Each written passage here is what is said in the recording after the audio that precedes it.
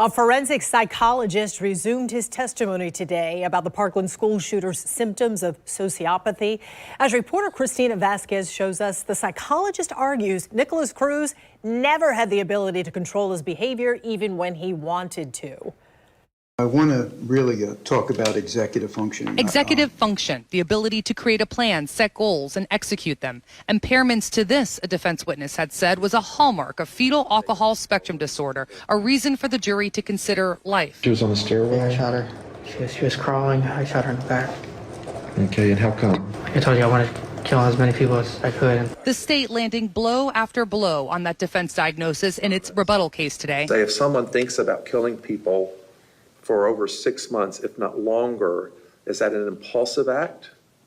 Or is that likely a more planned act or more premeditated act?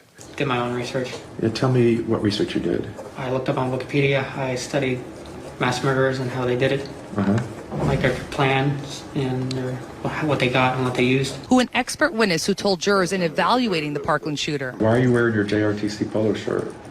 To disguise myself if I do go in. His own words and actions before the shooting. My name is Nick, and I'm going to be the next school shooter of 2018. Here's the plan. I'm going to go take an Uber. With the power of my AR, you will all know who I am. During and after the shooting. Calmly purchase a drink. Showed the research, planning. Describe to me what happened. His head blew up like a water balloon. And lack of remorse. How come you stopped at that moment? I couldn't find anyone to kill. That Dr. Charles Scott told jurors underpinned his diagnosis of antisocial personality disorder. Planned premeditated aggression. And again, that's not characteristic of fetal alcohol spectrum disorder, but it is characteristic of antisocial personality disorder.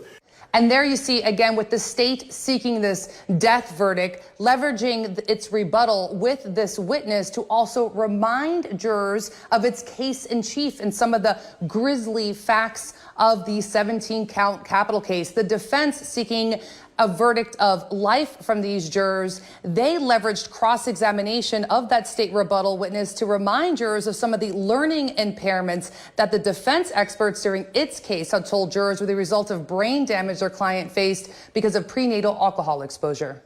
In Fort Lauderdale, I'm Christina Vasquez, Channel 4, the local station. Cruz pleaded guilty to 17 counts of murder and 17 counts of attempted murder last year. There are just 2 options for his sentence: life in prison without the possibility of parole or death.